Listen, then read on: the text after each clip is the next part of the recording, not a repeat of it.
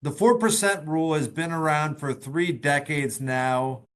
Are you surprised that this is still the most popular rule of thumb for retirees? Yeah, I really am because when I first introduced that concept back in 1994, when I did my first paper, I never called it a rule and I never intended it to be used by the vast majority of retirees. So what's happened, it really is surprising to me, yes. So, for those that aren't familiar with it, unpack the 4% rule for us. And as I explained it in the introduction, what did I leave out? Yeah. Oh, what happened back in the early 90s? I was a new financial advisor. I had just gotten my CFP in 92, and I was just trying to build a practice. I came to realize that a lot of my clients who were baby boomers, as I was, were just beginning to think seriously about retirement.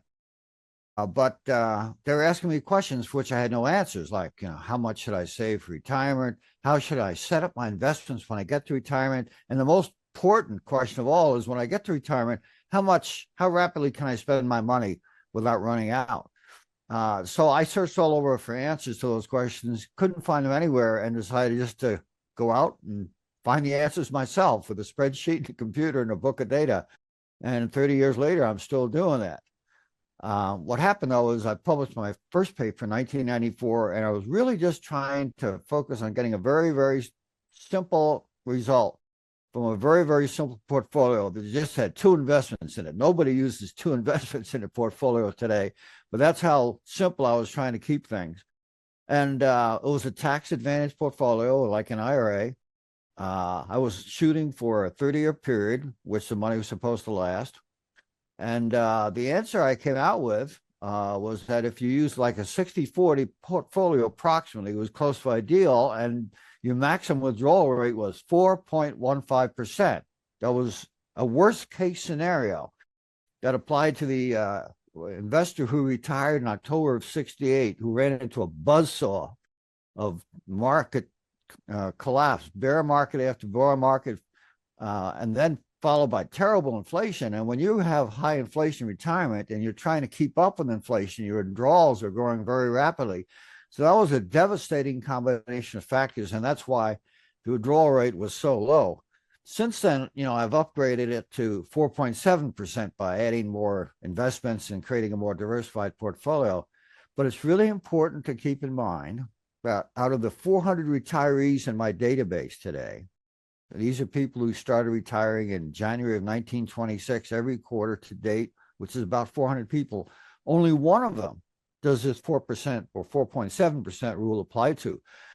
All the other retirees in my database could have taken more, much more. In fact, the average over the last 100 years is 7% or slightly more, which really surprises people when I tell them, because they've heard about the 4% rule for so long. To think that the average was 7% astounds them. But that's what it is. And that's how that all came to be. So, when people hear about the 4% rule, a lot of them think it's just 4% of what their balance is at any time.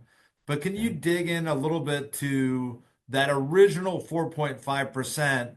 It's really of the first year's retirement balance. And how should they make adjustments over time based on your Yeah, original research? you're exactly correct, Ben. I think people need to think of it like Social Security, where the first year they apply that 4% or 5%, whatever number they come up with, to their starting portfolio balance. So if they start with, let's say, $1 million in an IRA, which we should all have, right?